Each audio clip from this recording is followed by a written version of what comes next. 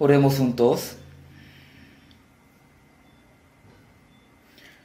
Dios Padre Santo y Misericordioso, que nos ama, te damos gracias por salvarnos en este fin del siglo y distinguirnos de este mundo.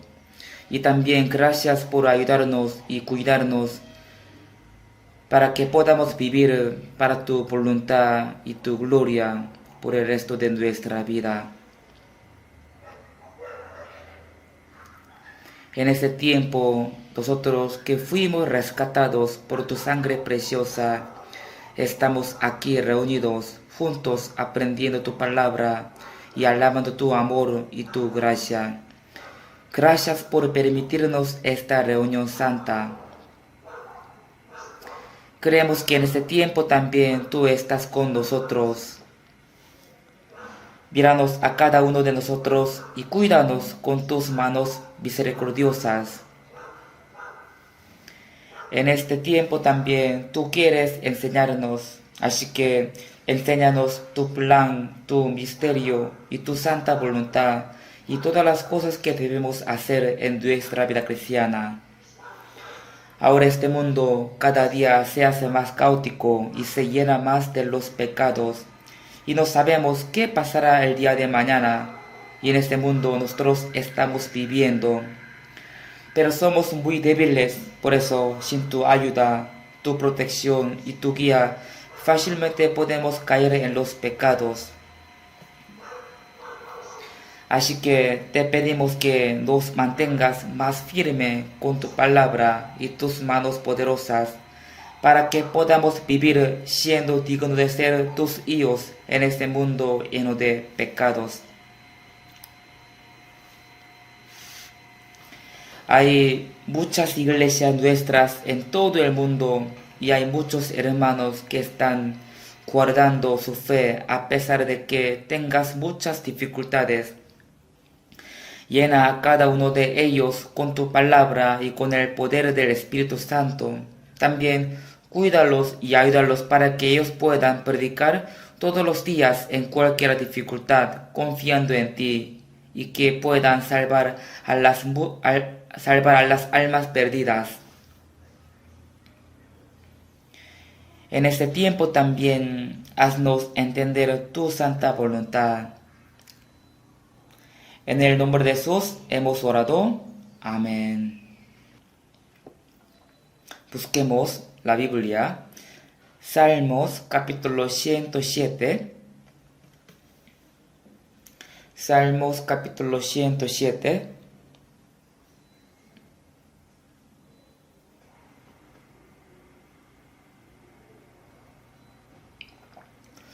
Salmos capítulo 107, versículo de 1 a 3. Leamos juntos. Alaba a Jehová, porque eres bueno, porque para siempre es su misericordia. Díganlo los redimidos de Jehová, los que ha redimido del poder del enemigo, y los ha congregado de las tierras del oriente y del occidente, del norte y del sur.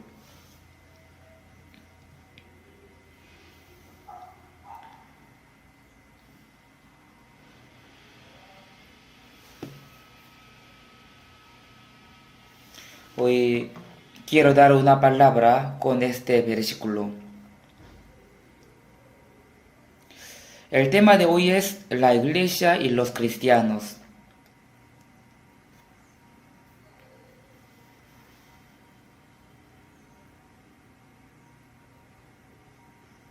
En nuestra vida cristiana es muy importante tener un conocimiento correcto acerca de la iglesia.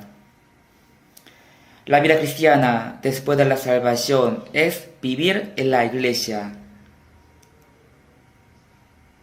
Por eso, sin tener un conocimiento correcto sobre la iglesia, no podemos hacer bien la vida cristiana.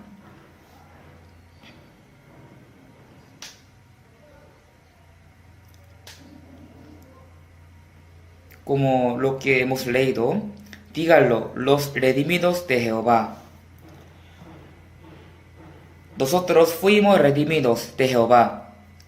Esto significa que Jesús murió en la cruz y con su sangre y perdonó nuestros pecados para siempre.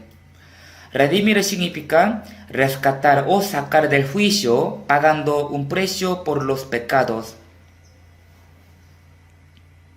Por eso, Efesios 1:7 también dice, en quien tenemos redención por su sangre, el perdón de pecados.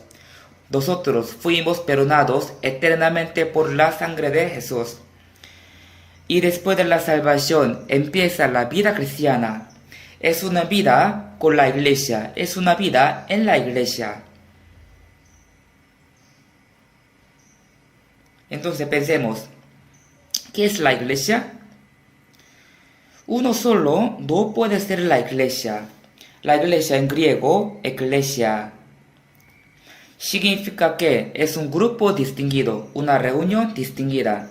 Es decir, la iglesia es un grupo que fue salvo de los pecados y se hizo un grupo santo y distinguido de este mundo. Por eso, la iglesia es un grupo de los cristianos renacidos por medio del Espíritu Santo.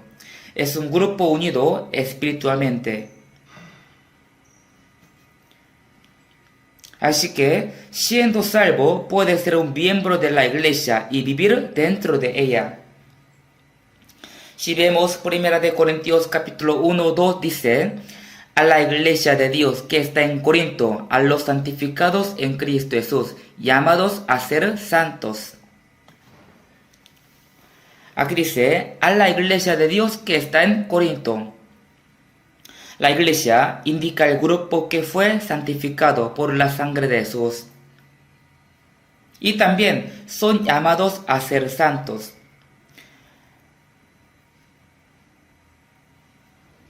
Ellos son la iglesia. La iglesia no es una organización hecha por hombres. Tampoco es una organización religiosa, sino es un grupo hecho por medio del Espíritu Santo. Y en Efesios capítulo 4:2 dice, con toda humildad y mansedumbre y soportándoos con paciencia los unos a los otros en amor.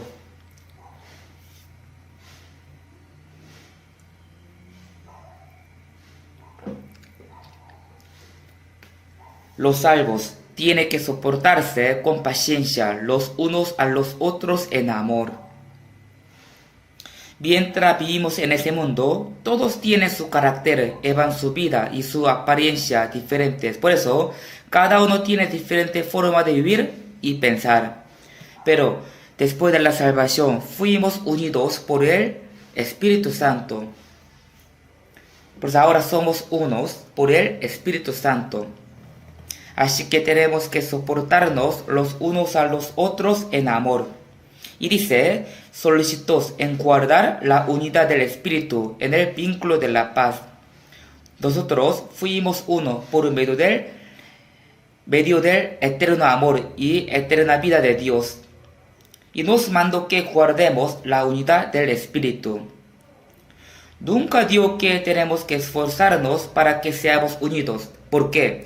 Porque los salvos ya somos uno por medio del Espíritu Santo. Ya somos unidas por medio del Espíritu Santo. Y los salvos ya fueron unidos por el amor y la palabra de Dios. Entonces, ¿por qué tenemos que guardar la unidad? Porque el diablo quiere destruirla, quiere romperla. Nosotros salvos fuimos unidos por el Espíritu Santo y Él nos guía y nos da poder en nuestra vida cristiana. Pero si se destruye nuestra unidad, no podemos llevar una buena vida cristiana.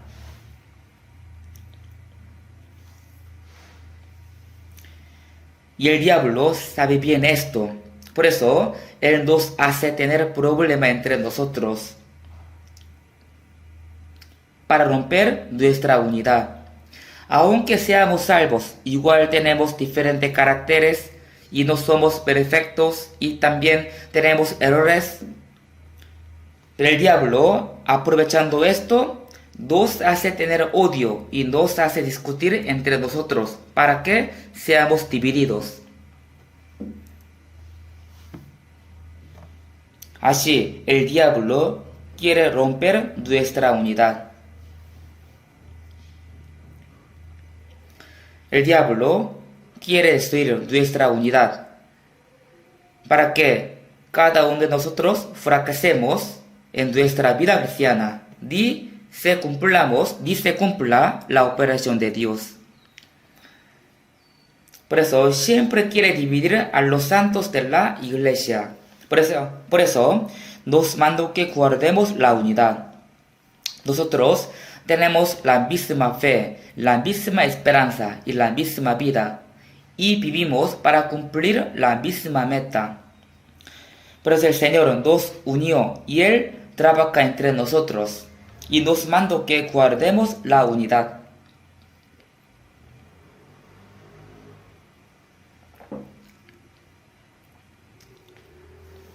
No tenemos que olvidarnos que los salvos tienen vida eterna y esperanza, y son hijos de Dios, y fueron distinguidos de este mundo. Nosotros vivimos en este mundo, pero en San Juan 15 dice, pero porque no sois del mundo, antes yo hoy os elegí del mundo. Nuestra carne vive en este mundo, pero no somos de este mundo, sino somos distinguidos por la vida eterna y la esperanza de ir al cielo eterno. Por eso, la iglesia es una santa reunión distinguida. Y los que no nacieron de nuevo jamás pueden ser miembros de la iglesia del Señor. La iglesia primitiva seguro no era como hoy en día, que nos reunimos en un edificio grande.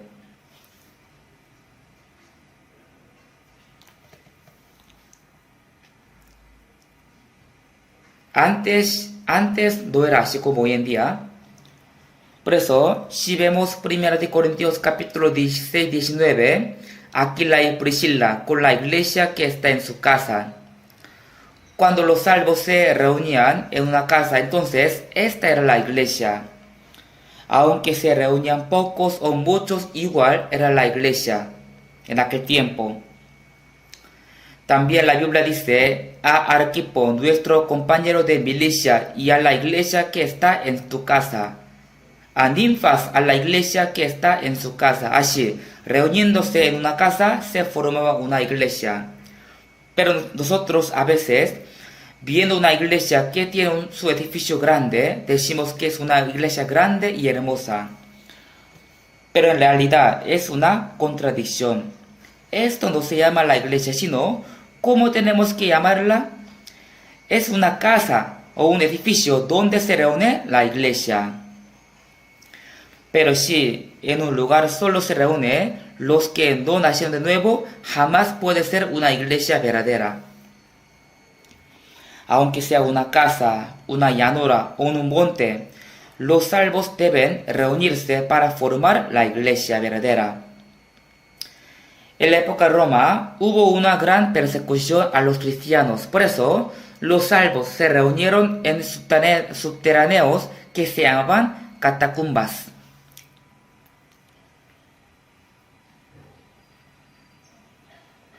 Yo fui allá y pude ver donde los cristianos vivían escondidos en el subterráneo. Es bien largo y profundo y me dieron que algunos japoneses entraron allá y no pudieron salir y murieron. Por eso, ahora bloquearon en algunas partes para que no puedan entrar más.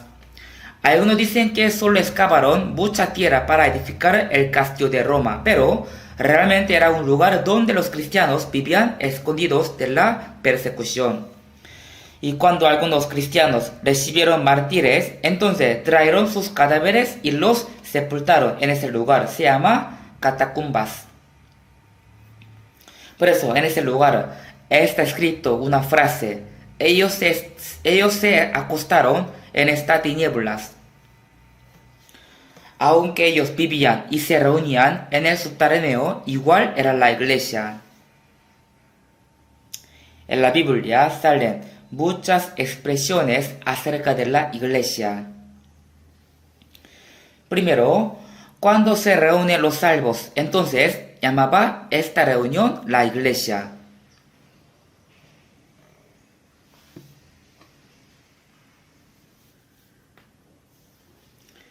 En Salmos capítulo 116, de 12 a 14, dice: ¿Qué pagaré Jehová por todos sus beneficios para conmigo?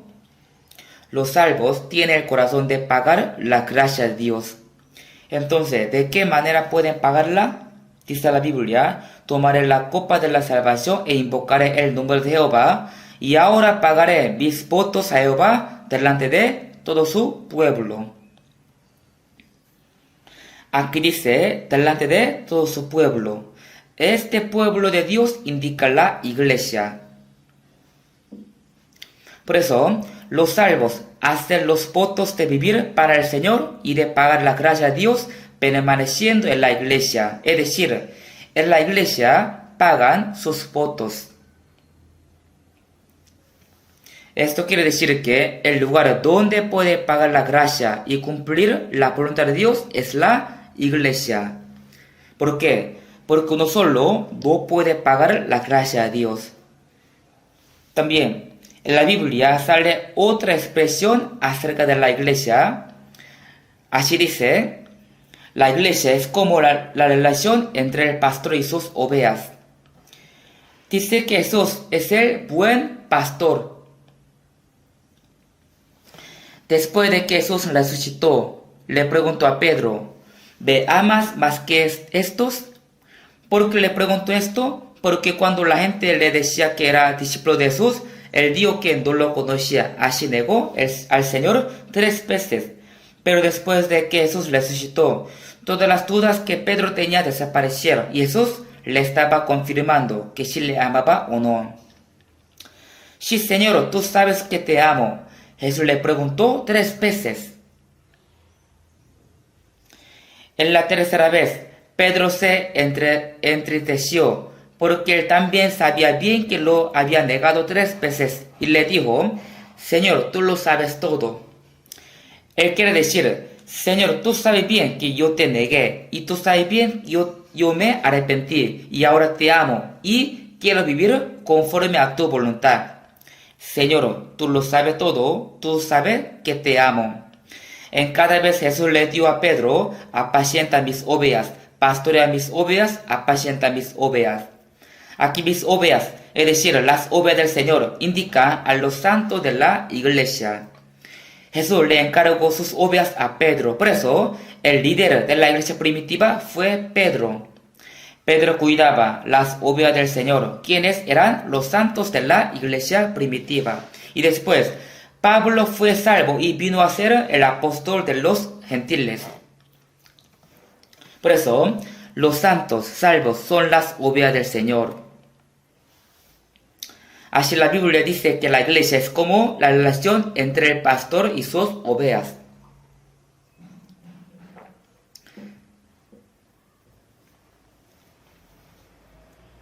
Por eso en Juan capítulo 10, 14, Jesús dijo: yo soy el buen pastor y pongo mi vida por las ovejas. Y también generalmente un pastor tiene muchas ovejas, ¿cierto? Pero dice: habrá un rebaño y un pastor. También dice: también tengo otras ovejas que no son de este redil. Aquellas también debo traer y oirán mi voz, y habrá un rebaño y un pastor. Hay un pastor para todos los salvos. Eres Jesús y es un buen pastor. Aunque sean judíos o gentiles, no importa el rango social, si es salvo, es la oveja del Señor. Los salvos se hacen un rebaño y siguen a su pastor. Por eso, la Biblia dice que el rebaño de las ovejas es la iglesia, y ellos siguen a su pastor. Y también hay otra expresión acerca de la iglesia. Si vemos San Juan capítulo 15:1, Jesús dijo: yo soy la vid verdadera y mi Padre es el labrador. Dios Padre es el labrador de la viña. También dijo: yo soy la vid, vosotros los pámpanos. Jesús es la vid, o sea, el árbol de la uva. Por eso, Dios es el labrador y Jesús es el árbol de la uva, y los salvos son las ramas que están pegadas al árbol. El que permanece en mí y yo en él, este lleva mucho fruto. Las ramas reciben nutrición que viene desde la raíz y crecen y llevan muchos frutos. Por eso, las ramas y el árbol no pueden separarse. El árbol no puede llevar frutos sin ramas, y ramas tampoco puede llevarlos separados del árbol. Así que nosotros tenemos una relación inseparable con el Señor. Así que la Biblia dice, separados de mí, nada podéis hacer.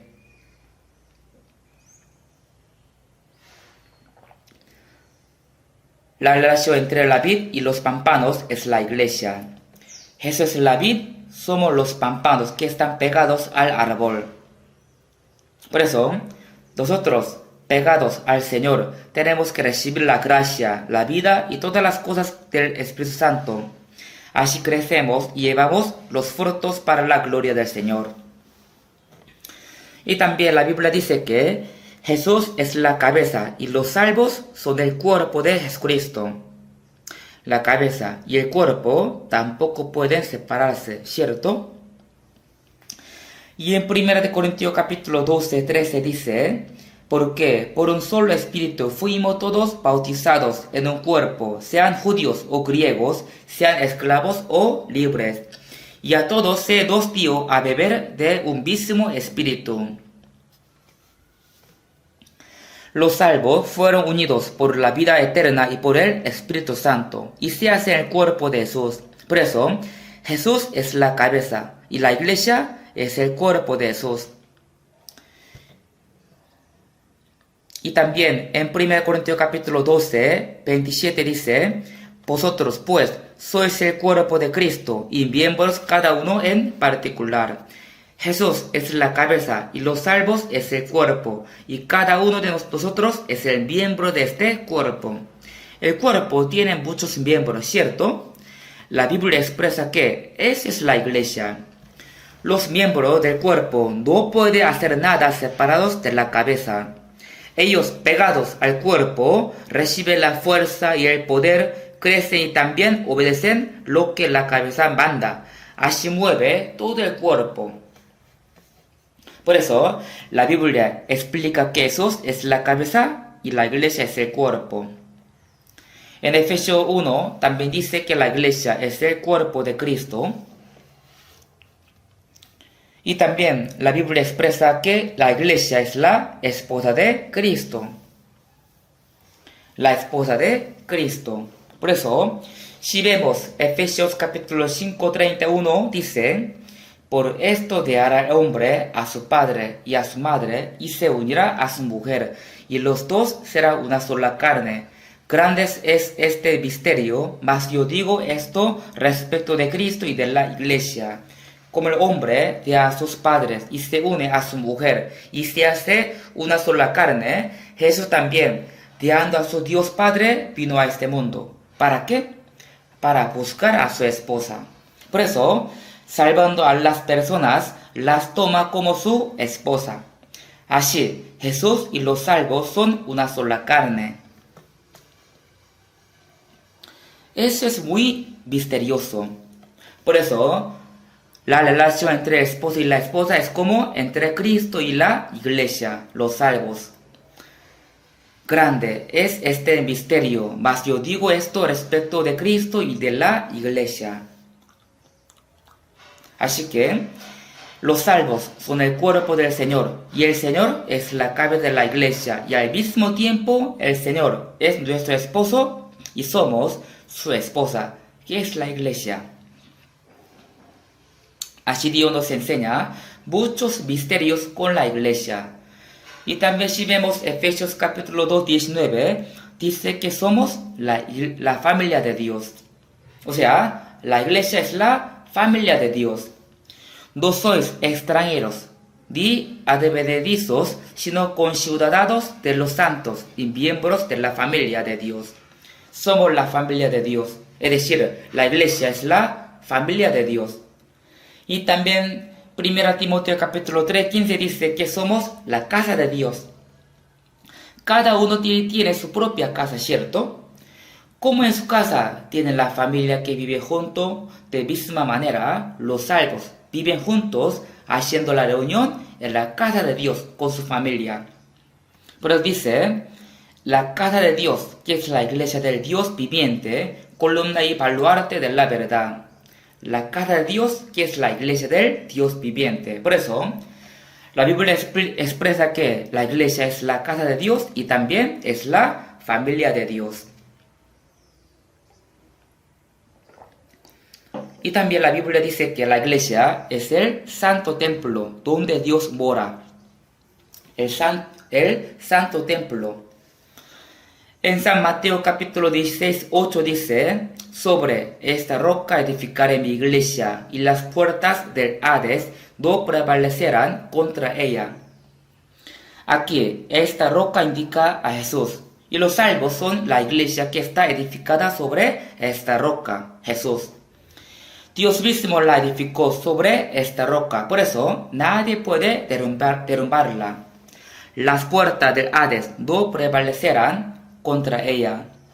Por eso la Biblia expresa que la iglesia es el templo de Dios. Y también en Efesios capítulo 2, 20 dice que Jesús es la principal piedra del ángulo de este templo. Y nosotros estamos siendo edificados sobre este fundamento. Ahora Dios está edificando su santo templo donde Él puede morar. Este templo es la iglesia. Así, la Biblia explica sobre la iglesia de muchas maneras, con muchas expresiones. Hay muchos versículos acerca de la iglesia. Es un gran misterio. Por eso tenemos que estudiar y saber bien sobre la iglesia. Uno solo no puede ser la iglesia porque es un grupo distinguido. O sea, es una reunión distinguida. Iglesia significa una santa reunión salva y distinguida de este mundo. Dios nos envió a su unigénito y nos salvó. ¿Para qué? Para que nosotros formemos su cuerpo y seamos su esposa, también para que edifiquemos el santo templo de Dios.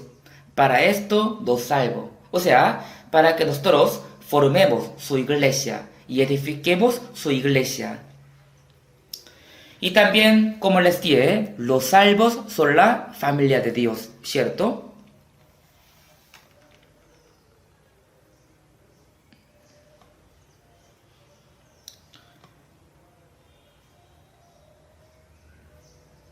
Somos la familia de Dios.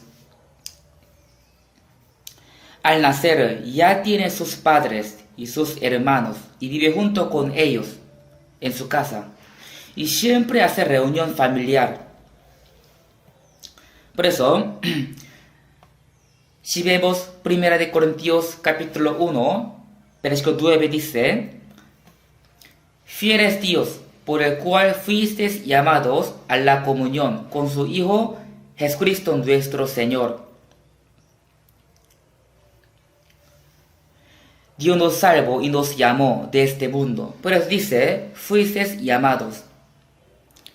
Y dice, fuisteis llamados a la comunión con su Hijo Jesucristo nuestro Señor. Primero, hacemos la reunión con el Señor individualmente. Y también hacemos la reunión con los hermanos en la iglesia. Como al hacer, vive junto con los padres y sus hermanos y hace la reunión familiar, nosotros también tenemos que vivir junto con los hermanos, amándonos y cuidándonos unos a otros. Esa es la reunión, esa es la iglesia. Y también 1 Juan 1.3 dice que nuestra comunión verdaderamente es con el Padre y con su Hijo Jesucristo. No es una comunión humana, sino una santa comunión con el Padre y con su Hijo Jesucristo. A veces usamos la palabra la reunión, diciendo, hagamos la reunión rápidamente. Ahora empecemos la reunión y ahora terminemos la reunión. Pero esto no es real reunión. La reunión es amarse a unos a otros y cuidarse y ayudarse a unos a otros. Es decir, caminar junto hacia el mismo destino. Eso es la verdadera reunión. Entre los que reciben la gracia y el amor de Dios se unifican por medio del Espíritu Santo y tienen que trabajar juntos para el Señor, amándose unos a otros hasta que vayan al cielo.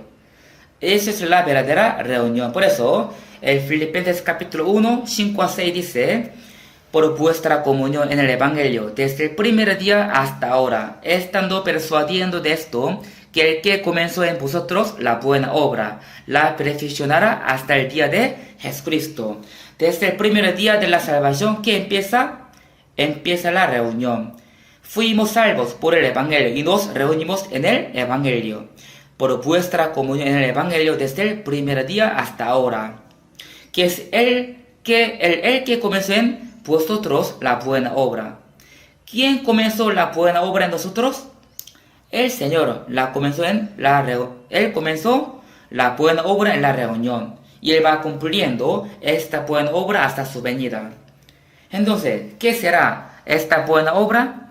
La buena obra es que el Señor nos ayuda para que nuestra fe crezca y nosotros podamos vivir según su voluntad, y al mismo tiempo nos ayuda para que podamos salvar a muchas almas evangelizándoles. Esa es una buena obra. Ayudar a los pobres, sanar a los enfermos y cuidar a los débiles también son buenas obras, pero la buena obra más grande es enseñar y hacer entender el Evangelio a los pecadores para que ellos puedan ir al cielo. Por eso, en Hechos 10:38 dice: como Dios unió con el Espíritu Santo y con poder a Jesús de Nazaret, y como este anduvo haciendo bienes y sanando a todos los oprimidos por el diablo. Primero Jesús vino a este mundo siendo carne como nosotros y andando en la tierra de Israel hacía buenas obras. Él sanaba y liberaba a todos los oprimidos por el diablo, y ahora hace esta buena obra por medio de nosotros. Es decir, ahora Él hace buena obra por medio de la iglesia. Por eso, la Biblia dice: el que comenzó en vosotros la buena obra, la perfeccionará hasta el día del Señor. Y también en la Biblia hay el libro Hechos.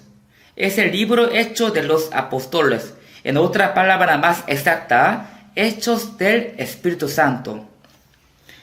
El libro del Antiguo Testamento sale las cosas que Dios hizo a través del pueblo de Israel. Y después, durante 33 años, Jesús mismo vino a este mundo y Él mismo predicaba la palabra, resucitaba a los muertos, ensanaba a los leprosos y abría los ojos de los ciegos. Y Él fue crucificado, resucitó y ascendió al cielo. Después, el Espíritu Santo vino a la tierra. Y desde ese tiempo hasta ahora, Él salva a las personas predicándoles el hecho de que Dios planificó, prometió y cumplió la salvación a través de esos. Por eso se llama Hechos del Espíritu Santo.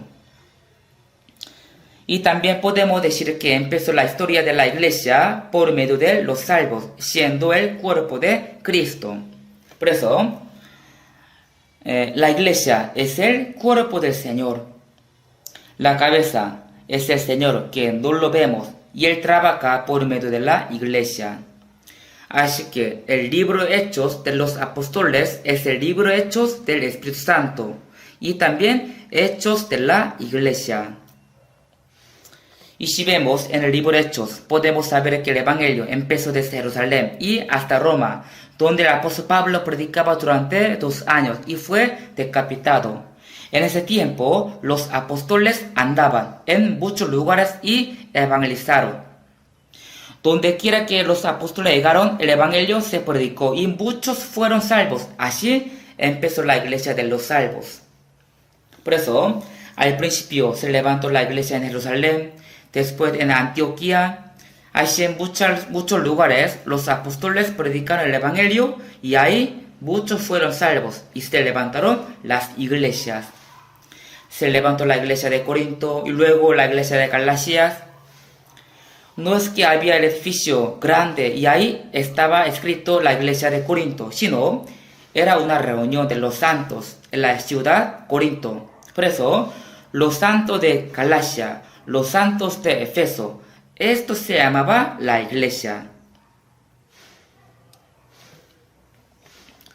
Por eso, primero, desde Jerusalén y muchos lugares en Asia Menor y hasta Roma, se levantaron las iglesias.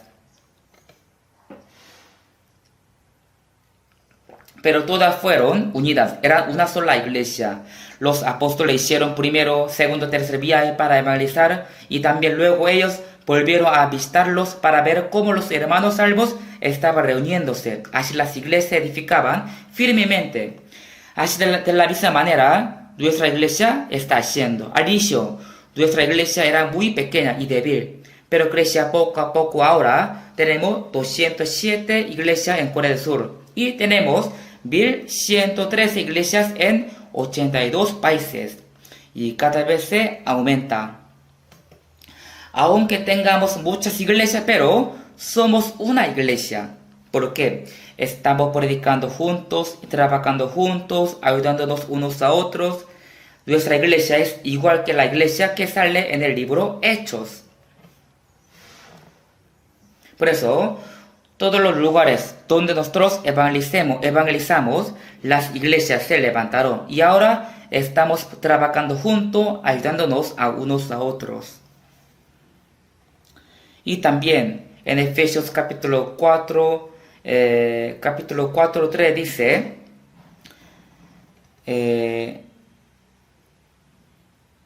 dice que tenemos que guardar nuestra unidad, ¿sí o no?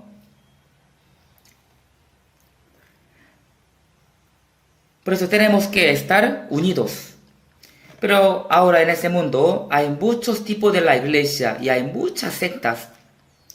En mi país, Corea del Sur, la iglesia presbiteriana es la iglesia más grande. Pero en esa iglesia, la iglesia presbiteriana está dividida en muchos grupos y en muchas iglesias. Y en Estados Unidos también, la iglesia bautista es más grande. Igual en ella está dividida en muchos grupos y en muchas iglesias, muchas sectas.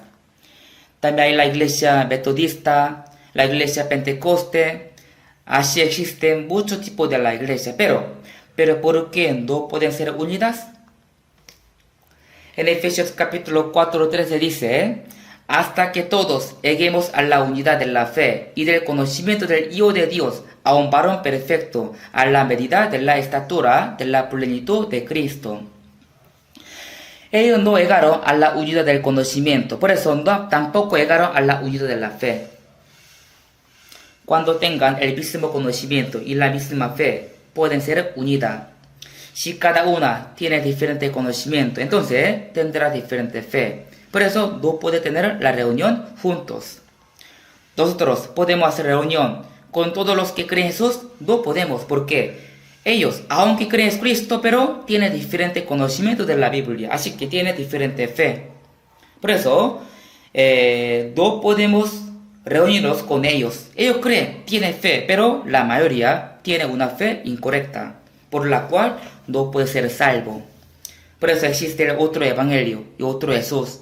Así que, si no llegamos a la unidad del conocimiento y de la fe por medio del Santo, no podemos ser unidos ni tampoco hacer la reunión juntos. Por esa razón, están divididas en muchas iglesias. La iglesia verdadera, que la iglesia menciona, está formada con los salvos por medio del Espíritu Santo. Y también dentro de la iglesia verdadera hay los ministros que Dios puso. Hay los ministros levantados por Dios. En Efesios capítulo 4:11 dice, y él mismo constituyó a unos apóstoles, a otros profetas, a otros evangelistas, a otros pastores y maestros, a fin de perfeccionar a los santos para la obra del ministerio, para la edificación del cuerpo de Cristo.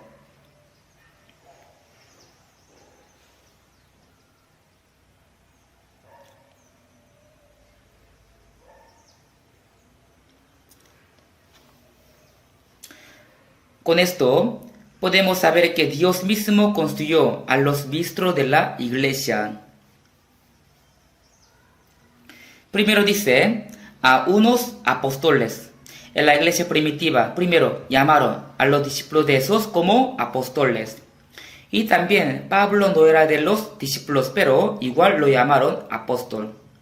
A Pablo y a Bernabé, a estos apóstoles, Dios les dio su palabra y su poder para que ellos predicaran el evangelio audazmente. También dice, a unos apóstoles, a otros profetas. En la época del Antiguo Testamento había muchos profetas. En la época del Nuevo Testamento también había los profetas.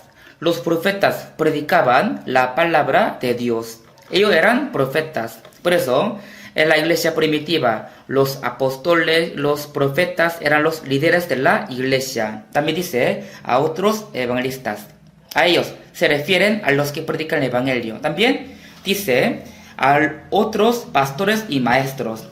Los pastores enseñan y cuidan a los salvos con la palabra. Es decir, ellos pastorean. En nuestra época, los pastores, los maestros tienen el mismo papel. En nuestra iglesia hay muchos pastores. Ellos predican el evangelio, enseñan la palabra y cuidan a los santos con la palabra. Así, el evangelizar y el pastorear están conectados.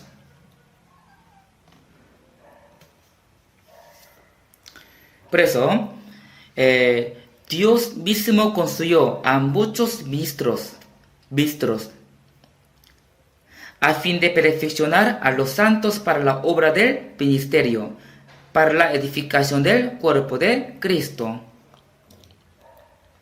Por eso, Dios evangeliza por medio de los ministros y también perfecciona a los santos para la obra del ministerio y también encargan las obras de la iglesia en ellos.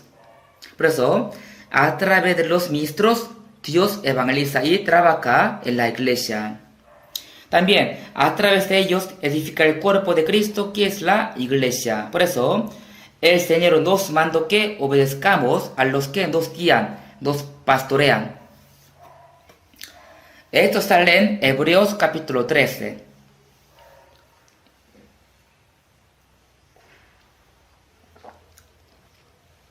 También en 1 Timoteo dice, los ancianos que gobiernan bien sean tenidos por dignos de doble honor, mayormente los que trabajan en predicar y enseñar.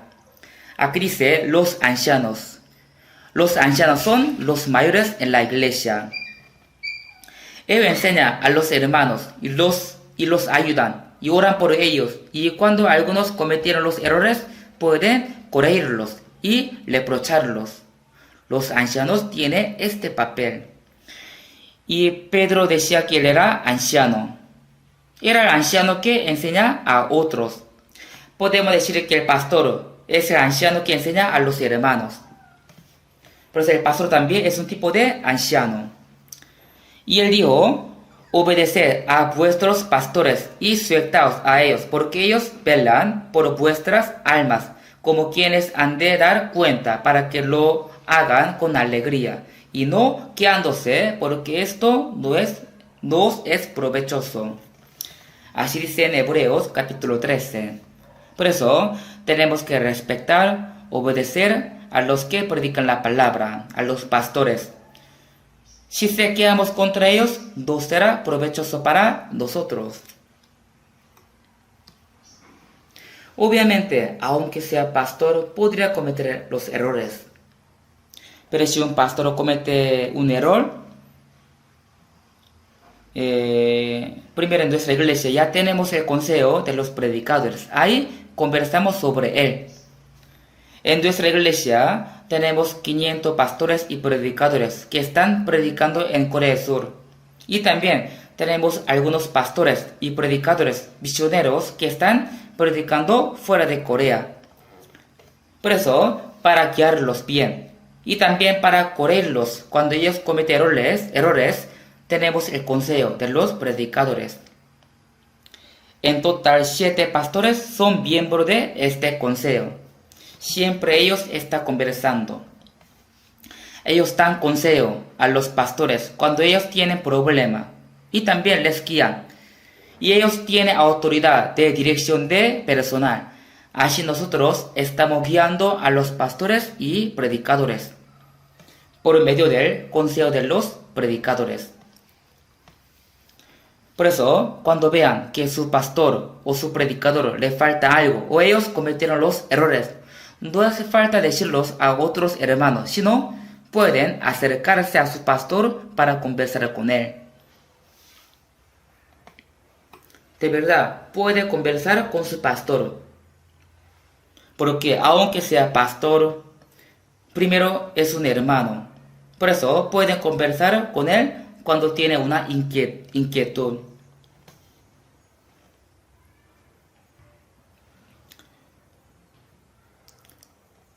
Cuando su pastor comete un error, pueden pedirle que no lo haga o lo cambie. O pueden decir que cambie algo, ¿sí o no? Si le dicen, él va a escucharlo, no es que va a rechazarlo. Pero si no pueden decir a su pastor, entonces pueden decirlo al consejo de los predicadores. Entonces, los 7 pastores conversan sobre el error que su pastor cometió. Si es muy grave, entonces nosotros tomamos una decisión de que él deje su cargo. Así estamos trabajando con el consejo de los predicadores.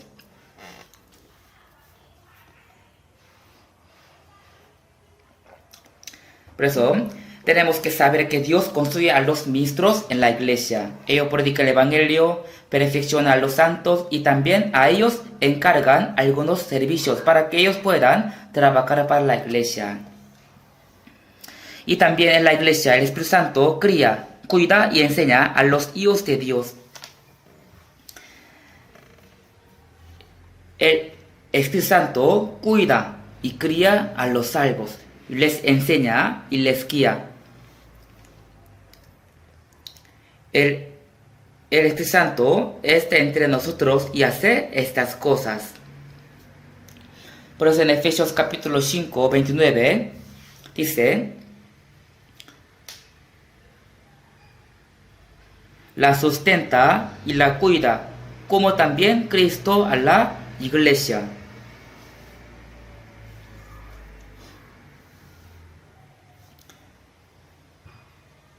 También Tito capítulo 2, 12 dice, enseñándonos que renunciando a la impiedad y a los deseos mundanos, vivamos en ese siglo sobria, justa y piadosamente. Si buscamos todos estos versículos, se va a demorar mucho, por eso creo que otro día podemos aprenderlos. Así, el Espíritu Santo que está entre nosotros nos cuida, nos protege y nos sustenta. También nos enseña.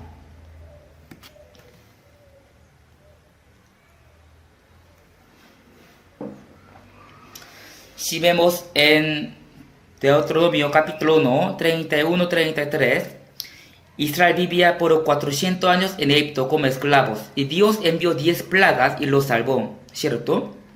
Y después, ellos cruzaron el mar Rojo y caminaban en el desierto hasta que entró en la tierra de Canaán. Y la Biblia dice que Dios lo cuidaba y lo guiaba durante 40 años en el desierto.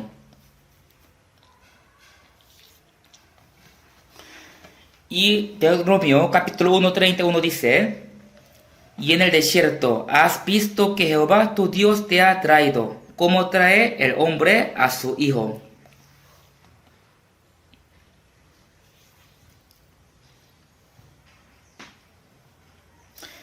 Esto significa que, como un padre cuida y guía a su hijo, Dios también cuidaba y guiaba al pueblo de Israel. Que Dios liberó al pueblo de Israel de la esclavitud en Egipto simboliza que Dios nos va a salvar de los pecados y de la potestad de Satanás. Y que ellos cruzar el mar Rojo simboliza el bautismo después de la salvación. Por eso, después de ser salvo por la muerte de Cristo, nos bautizamos como una señal de la salvación, ¿cierto? Y después, Israel vivió en el desierto durante 40 años. Esto indica la vida cristiana en la iglesia. En Hechos capítulo 7, 38, sale una palabra, la congregación en el desierto. Desde que Israel salió de Egipto hasta que entró en la tierra de Canaán, la vida de desierto durante 40 años es como la iglesia en el desierto. Por eso dice la congregación en el desierto. Y la tierra de Canaán es la sombra del cielo eterno. Después de la salvación, el Señor nos cuida y nos sustenta, nos enseña, nos guía en la iglesia hasta que entremos al cielo. Por eso, la vida de Israel en desierto durante 40 años, hasta que ellos entraron en la tierra de Canaán, indica la vida en la iglesia, donde Dios nos cuida, nos protege. Por eso, la vida en la iglesia es dura, de verdad, como la vida en el desierto. Pero el Señor está con nosotros y nos cuida, nos sustenta, nos guía en la iglesia. Y también en la iglesia el Espíritu Santo nos enseña.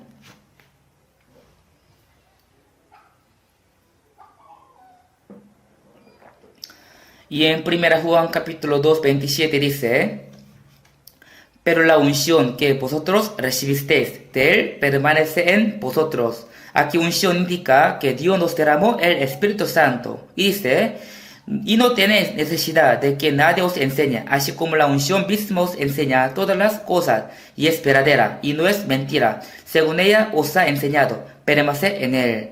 Y ahora os permanece en Él, para que cuando se manifieste, tengamos confianza, para que en su venida no nos alejemos de Él avergonzados.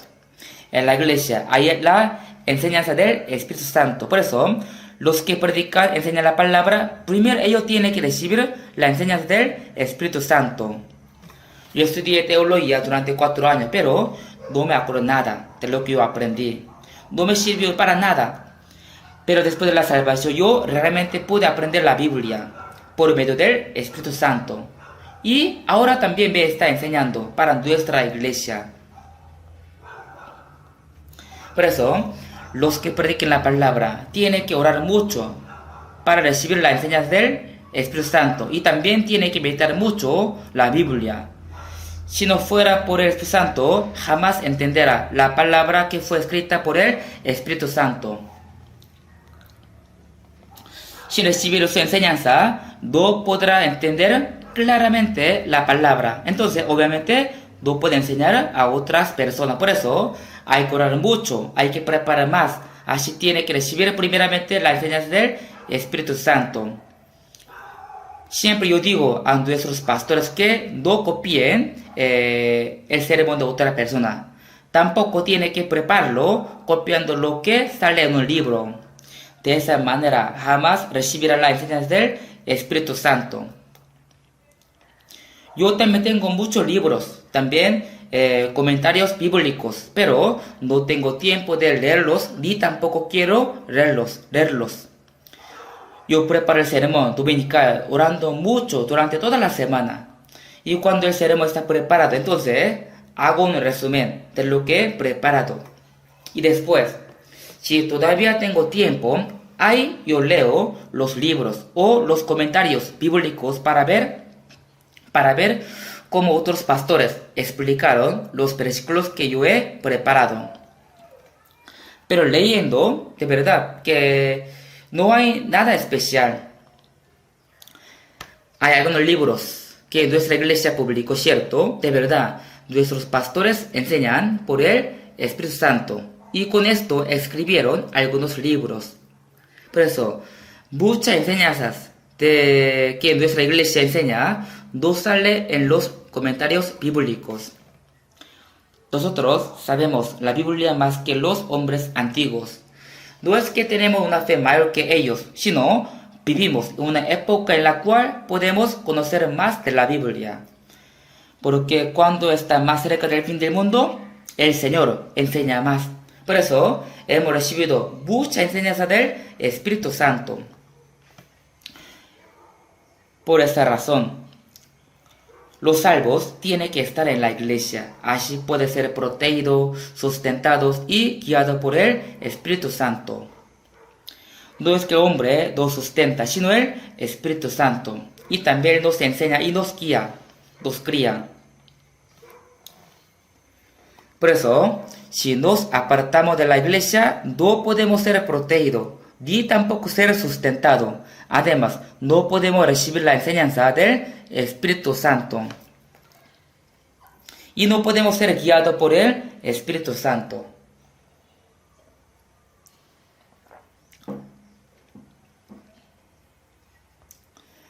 En Proverbios capítulo 18:1 dice: su deseo busca el que se desvía y se entremete en todo negocio. Su deseo busca el que se desvía. Esto significa que el que quiere separarse de la reunión de los salvos es la reunión verdadera, y ahí el Señor opera. Cuando estemos en esta reunión, el Señor nos enseña, guía y nos cuida.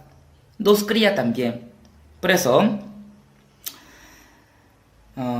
si nosotros nos apartamos de esta reunión, no podemos ser protegidos ni enseñados por el Espíritu Santo. Por eso los que se apartan de la reunión son los que siguen sus deseos y están contra la enseñanza del Espíritu Santo. Es decir, no puede recibir la enseñanza del Señor y tampoco puede vivir correctamente en su vida cristiana. Entre los pastores de nuestra iglesia, algunos pastores pensaban que ya sabían mucho de la Biblia y los hermanos también alababan sus ceremonias. Por eso ellos se pusieron orgullosos y ellos querían formar su propia iglesia. Al final algunos salieron de nosotros. Entre ellos ahora ninguno está predicando bien, porque es imposible, ya no pueden. Porque en nuestra iglesia, en nuestra reunión, el Señor opera. Entonces, apartándose de nuestra reunión, no puede ser guiado por el Espíritu Santo, ni recibirá su enseñanza. Quizás en la iglesia donde no hay los salvos, podría traer a las personas utilizando muchas maneras humanas, pero un pastor salvo no puede hacer nada con las maneras humanas. Por eso, nosotros no tenemos que apartarnos de la iglesia en cualquier situación.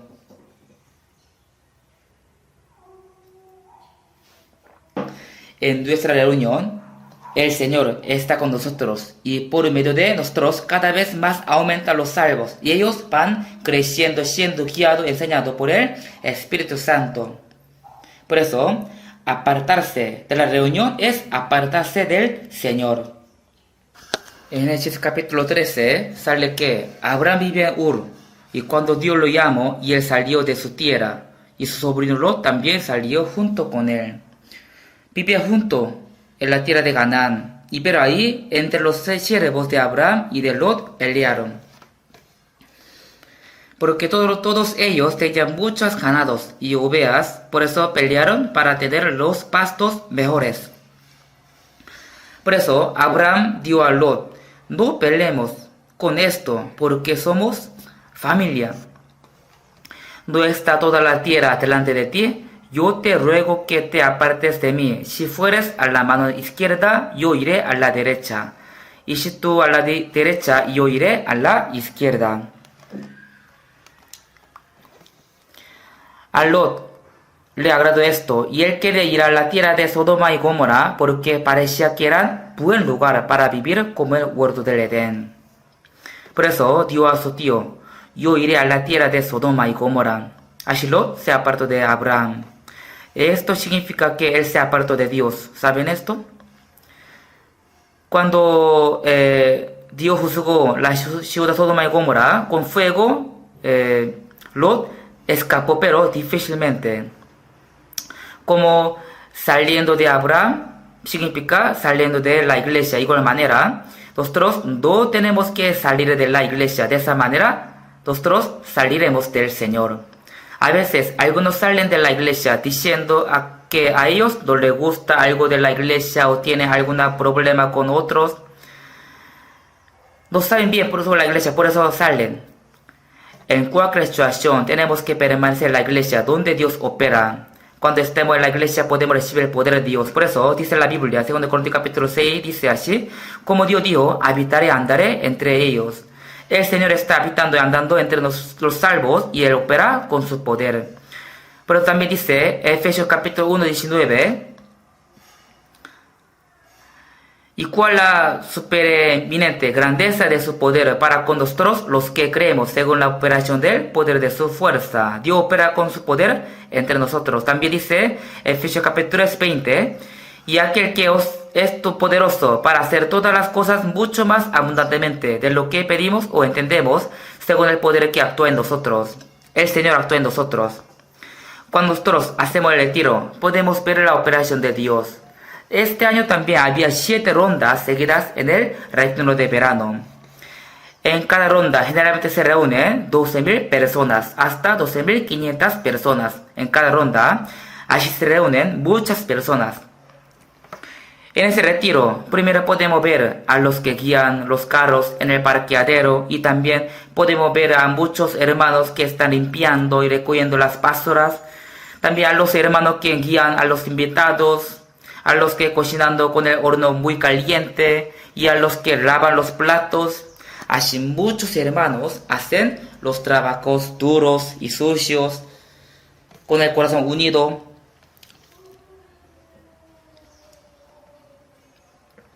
También algunos hacen la guardia sin dormir. ¿Por qué ellos hacen todo esto? Porque ellos piensan que aunque no pueden predicar la palabra ni pueden consultar, pero quieren hacer algo para ayudar para que muchas almas reciban la salvación. Ningún hermano participa allá para pasear. Antes sí algunos hermanos participaron allá solo para pasear, descansar, pero sí, algunos dicen que salvo, pero solo mirando a otros que trabajaban y los juzgaban y se quedaban cruzados de brazos, pero ahora no hay ese tipo de persona. Aunque nadie les manda ni les pide un trabajo, igual piensa, yo quiero hacer algo para ayudar. Aunque un pastor predique muy bien, pero por él solo no cree nada, ninguna operación de Dios. Porque dice la Biblia, según el poder que actúa en nosotros, el Señor actúa y trabaja a través de los salvos. Si no hay reunión, no hay el grupo, no hay la iglesia, aunque sea un pastor que predica muy bien, no puede hacer nada. Cuando los salvos trabajan juntos, orando mucho, con el mismo corazón, entonces que Dios manifiesta su poder, su operación. Y aquel que es poderoso para hacer todas las cosas mucho más abundantemente de lo que pedimos o entendemos, según el poder que actúa en nosotros. Nosotros trabajamos para que muchas almas reciban la salvación. Por eso, Dios sabe esto, así que Él trabaja entre nosotros. Por eso, a través de la reunión de los salvos, el poder del Espíritu Santo se manifiesta y también la operación de la salvación. Así el Evangelio se predica muy activamente. Así que si nosotros estamos aquí en la iglesia, en la reunión, podemos ser utilizados por el Señor. Algunos se sacrifican mucho, trabajan duro, pero algunos se quedan de brazos cruzados, diciendo, aunque yo no hago nada, igual todo va bien. Sí, claro, aunque no haga nada, otros hacen, pero vea, al final, ¿quién sufrirá pérdida? El Señor me salvó, entonces yo también tengo que hacer algo por Él, pero no he hecho nada para Él. Entonces, cuando yo esté ante el Señor, ¿el qué me dirá? Yo morí por ti y derramé mi sangre para salvarte. ¿Y tú? ¿Qué hiciste por mí? Así, les pregunto a ustedes, ¿qué le va a responder? Tendrán mucha vergüenza. El Señor les dirá, siervo malo, negligente. Pero en cambio a otros así dirán, bien, buen siervo y fiel, sobre poco has sido fiel, sobre mucho. Lo que hacemos para el Señor es algo pequeño, no es algo grande. Solo tenemos que hacer lo que podemos hacer. Entonces nos dirá, bien, buen siervo y fiel, sobre poco has sido fiel. Entra en el gozo de tu salvación. Así nos va a alabar. Por eso, en San Juan capítulo 14, 12 dice, el que me cree, las obras que yo hago, él las hará también. Aún mayores hará, porque yo voy al Padre. ¿Qué significaría esto? ¿Qué fue lo que el Señor hizo? Él predicaba el Evangelio, curaba a los leprosos, enfermos y los ciegos, también resucitaba a los muertos. Las obras que yo hago, Él les hará. ¿Qué significa? Primero, los apóstoles realmente hicieron muchos milagros como Jesús ha hecho. Pablo también, que él pudo resucitar a un muerto por la oración. Pero también dice, las obras que yo hago, Él las hará también y aún mayores hará. La obra más grande es evangelizar y salvar a las almas. No hay más obra mayor que esto. Porque yo voy al Padre. ¿Qué significa? Jesús estaba diciendo que cuando Él va a su Padre, viene el Espíritu Santo a la tierra y hará las obras mayores. Por eso, ahora, el Señor hace esta obra grande a través de nosotros. El Señor es la cabeza y nosotros somos su cuerpo y cada uno es el miembro de este cuerpo. Entonces, cuando estemos en la iglesia, el Señor da los dones a cada miembro. Dice la Biblia, ahora bien, hay diversidad de dones, pero el Espíritu es el mismo.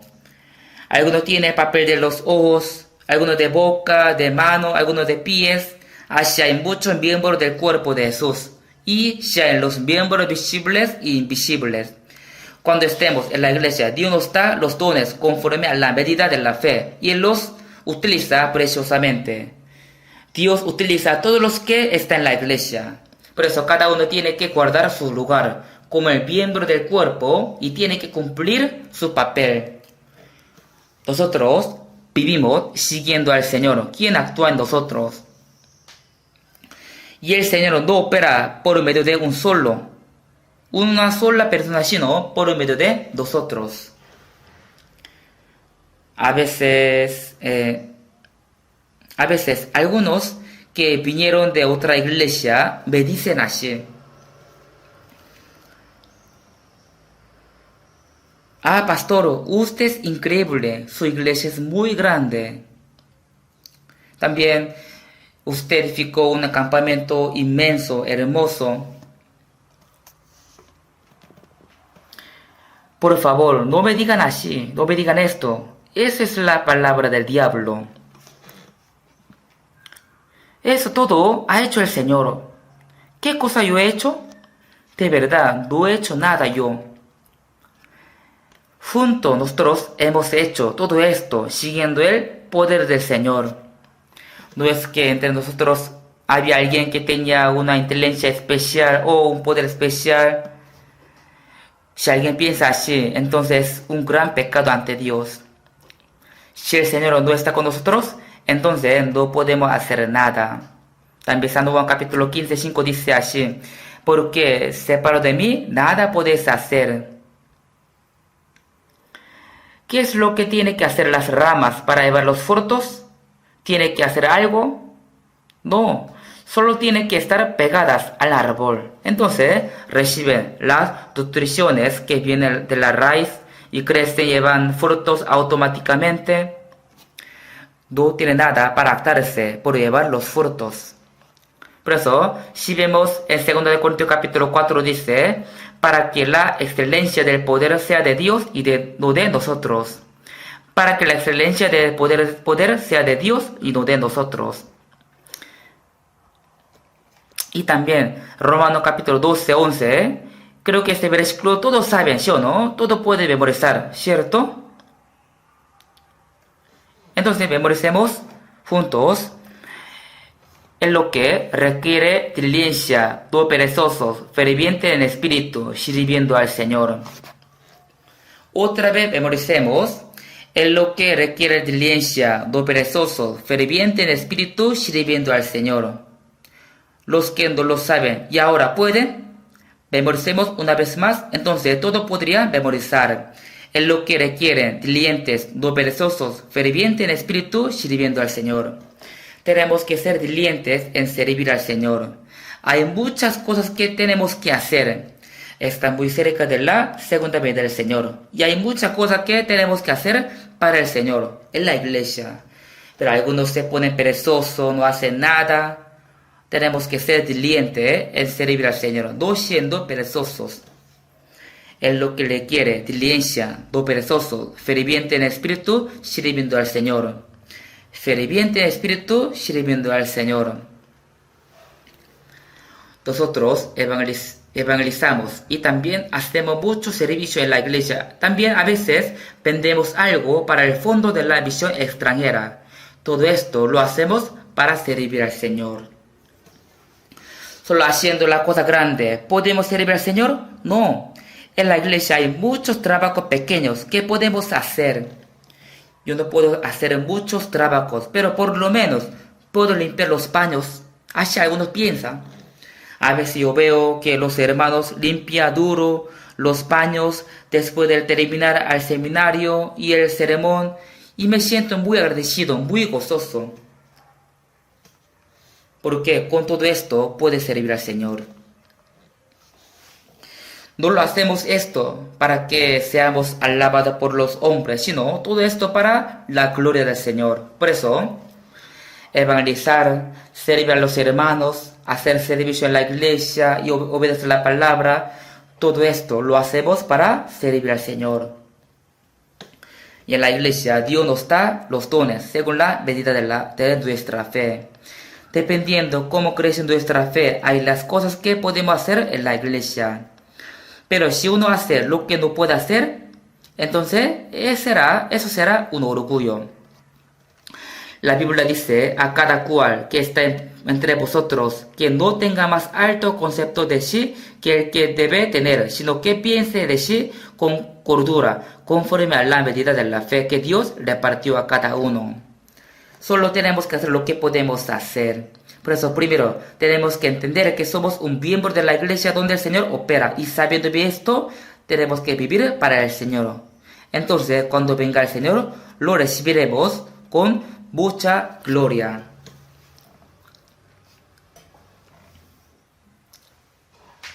En segunda Tesalonicenses, capítulo 2:1 sale sobre la venida de Jesús en el aire. Dice, con respecto a la venida de nuestro Señor Jesucristo y nuestra reunión con Él. El Señor va a venir en el aire. Ahora, estamos en el fin del mundo de verdad. Ahora en el Medio Oriente, entre Israel y los árabes, está peleando fuertemente. Primero Hamas atacó a Israel, por eso Israel le atacó. Y unas decenas de miles de personas murieron en Gaza.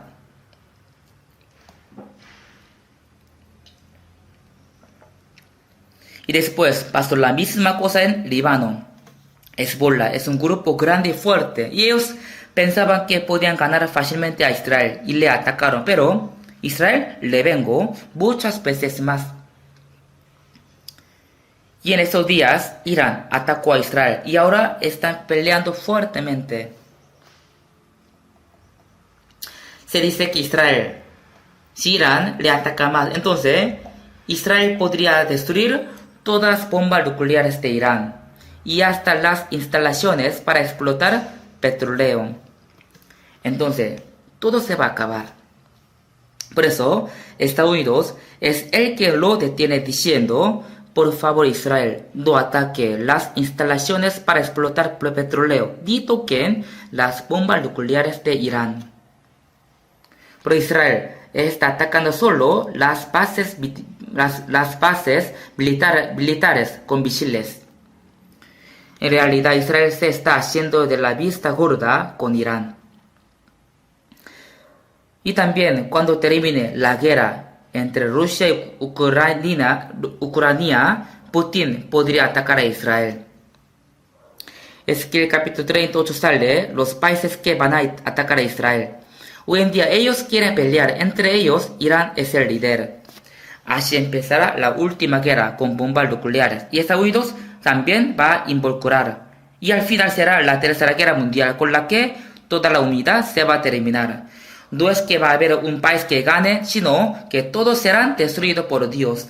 Pero esta guerra ocurrirá antes de que Jesús venga en el ocurrirá después de que Jesús viene en el aire. Por eso nosotros no veremos esta guerra. Como Enoc fue arrebatado antes de que Dios juzgue este mundo con las aguas, Dios primero va a llevar a los santos antes de juzgar este mundo con el fuego. Pero este día está muy cerca de nosotros. Es también el fin del mundo. Si yo digo esto, alguien dice, ¿cómo puede ser seguro? Pero yo estoy seguro de verdad, porque dice la Biblia, así también vosotros, cuando veáis que sucedan esas cosas, conoced que está cerca las puertas. En nuestra época está cumplidos todas las señales del fin del mundo. Entonces, ¿podría decir que todavía falta mucho tiempo para el fin del mundo? No. El Señor podría venir hasta hoy mismo. Tiene que saber que todas las señales del fin del mundo se han cumplido. Cuando venga en el aire, primero los que murieron con la salvación resucitarán y después los salvos vivos serán arrebatados. Todos ellos se van a reunir con el Señor. Va a haber una reunión con el Señor. Así dice, segunda de Tesalonicenses capítulo 2, 1. Entonces leo de ese día glorioso. Por eso vamos a vivir fuertemente por el Señor, esperando ese día. También hoy les pido un gran favor.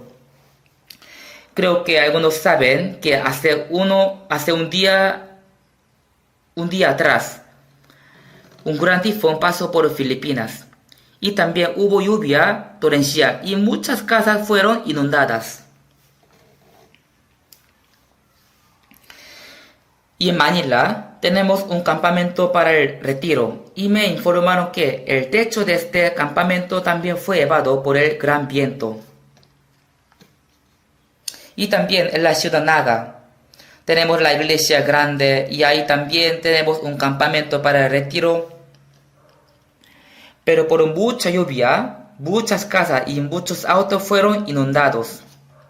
El agua llegó hasta cintura.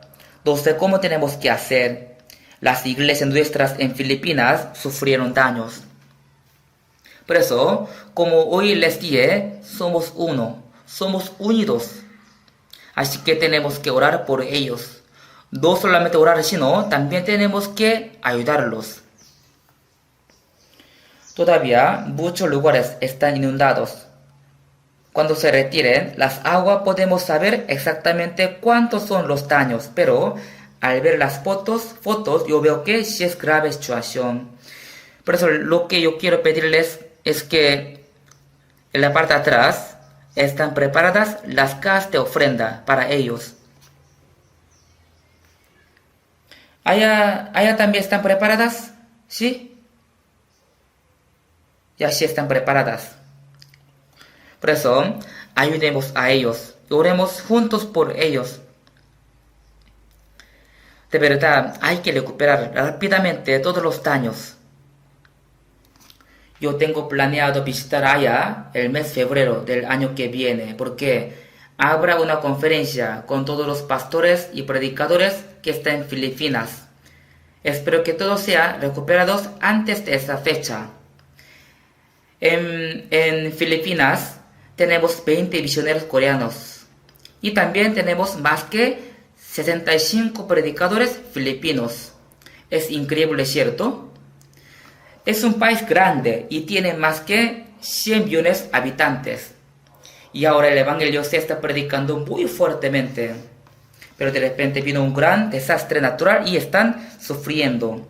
Por eso, les pido que oren mucho por ellos y los ayudemos con toda nuestra fuerza.